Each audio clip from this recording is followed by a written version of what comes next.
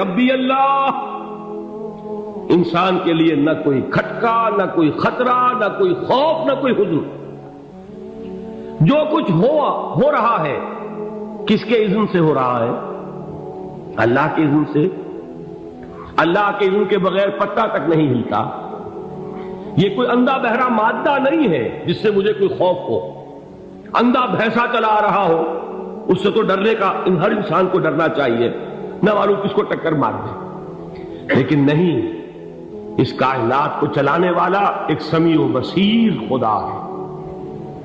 وہ جو میرا دوست ہے، میرا ولی ہے. اللہ ولی الذین آمنوا یخرجہم من الظلمات الی النور. اللہ اہل ایمان کا ولی ہے، ساتھی ہے، پشت پناہ ہے، مددگار ہے، حمایتی ہے. بتائیے جسے یقین ہو جائے کہ اللہ میرا مددگار، اللہ میرا محافظ، اللہ میرا پشت پناہ، اللہ میرا حمایتی، اس کے لیے کوئی خوف ہوگا؟ اس سے کوئی ڈر ہوگا؟ میں مثال دیا کرتا ہوں ایک بہت سادہ، پنجاب کے دیہات کی. تو بڑا چودھری ہے اور کوئی غریب کسان ہے. اس غریب کسان کے جانوروں کو ہر وقت اندیشہ ہوگا چوری کا. کوئی میری بھینس کھول کر نہ لے جائے، کوئی میرا بیل کھول کر نہ لے جائے. لیکن جس کے بارے میں یہ سب کو معلوم ہو کہ وہ جو بڑا چودھری ہے وہ اس کا دوست ہے، اس کی بچیا کو کوئی خوف ہوگا؟ اس کی بھینس پر کوئی ہاتھ ڈالے گا؟ اسے کوئی اندیشہ ہوگا؟ نہیں. کیوں؟ کہ وہ بڑا چودھری، بڑا اس کا یہاں کا سردار، جاگیردار، سب کو معلوم ہے وہ میرا دوست ہے، کوئی میرے خلاف اقدام نہیں کر سکتا. اس دنیا میں یہ چھوٹی سی بات اگر آپ کے دلی اطمینان اور سکون کا باعث بن سکتی ہے تو ذرا تصور کیجئے. میں لفظ تصور استعمال کروں گا صرف اس لیے کہ اس کا ہم جس کو کہتے ہیں ادراک اور شعور کر نہیں سکتے، اگر کے ساتھ کر سکتے. اگر یقین ہو کہ اللہ میرا مددگار اور یقین ہو کہ اللہ ہر آن میرے ساتھ ہے، پھر کوئی خوف؟ کس کا خوف؟ کوئی شے اللہ سے بالا تر ہے؟ کوئی قوت اس سے زیادہ طاقتور ہے؟ کوئی اس کے ارادے کو بدلنے والا ہے؟ کوئی اس کی مشیت کے آڑے آنے والا ہے؟ یہی بات ہے جو حضور نے فرمائی. یہ ایمان کا حاصل ہے لب لباب کہ دیکھو اچھی طرح اس بات کو ذہن نشین کر لو. اگر تمام انسان مل کر تمہیں کوئی نقصان پہنچانا چاہے نہیں پہنچا سکتے مگر جو کچھ اللہ نے لکھ دیا ہو، اور تمام انسان مل کر تمہیں کوئی نفع پہنچانا چاہے نہیں پہنچا سکتے مگر وہ شے جو اللہ نے طے کر دی. آپ پھر میں کہوں گا ذرا طاری کیجئے، اسے فرض کیجئے، اسے سوچئے. اگر اس حدیث پر ہمارا دل ٹھکا ہوا ہو تو کسی سے ڈر ہوگا؟ یہ مجھے نقصان نہ پہنچا دے، یہ میری رپورٹ خراب نہ کر دے، یہ میری انکریمنٹ نہ رکوا دے، یہ میرا یہ نہ بگاڑ دے، یہ میرے یہ نقصان نہ پہنچا دے. اس کا ڈر، اس کا ڈر، اس کا خوف، اس کی خوشامد، اس کے لیے جا کر طرح طرح سے اپنی عزت نفس کو ذلیل کروانا اس کے سامنے. یہ سب کچھ کیوں کرتا ہے انسان؟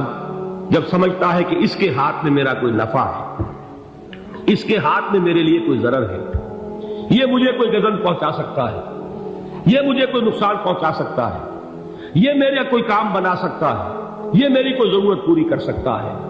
اسی کا نام شرک ہے. جہاں آپ نے یہ سمجھا کہ غیر اللہ کے اندر کوئی طاقت موجود ہے وہی شرک ہے. بتوں سے تجھ کو امیدیں، خدا سے نو امیدی، مجھے بتا تو صحیح اور کافری کیا ہے. شرک تو یہ ہے جس پر بھی تمہیں یہ خیال ہے. کلمہ ہے یہ کلمہ سوم، لا حول ولا قوت الا باللہ.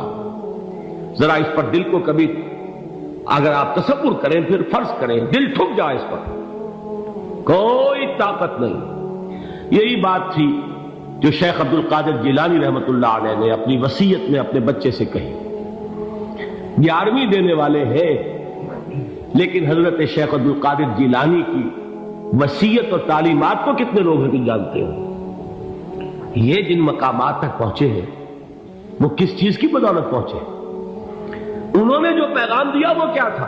اے میرے بچے، جس طریقے سے قرآن مجید میں حضرت لقمان کی نصیحتیں جو ہے نقل کر دی گئی ہیں، میں یہ عرض کروں گا بالفرض اگر قرآن حضرت عبد القادر جیلانی کے بعد نازل ہوا ہوتا تو شیخ عبد القادر کی یہ نصیحتیں بھی قرآن میں درج ہوتی.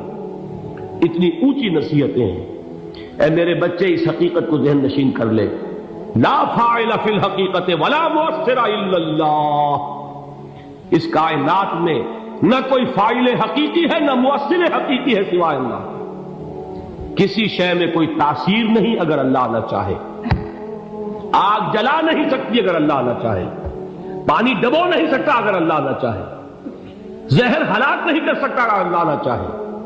کوئی چیز فائدہ نہیں پہنچا سکتی اگر اللہ نہ چاہے. تو در در پہ کیوں سر جھکاتے ہو؟ در در پر کیوں جبیں سائی کرتے ہو؟ سب کے سامنے کیوں ہاتھ پھیلاتے ہو؟ ایک اللہ سے مانگو. ایک اللہ کے سامنے زمین پر اپنی جبین رکھو.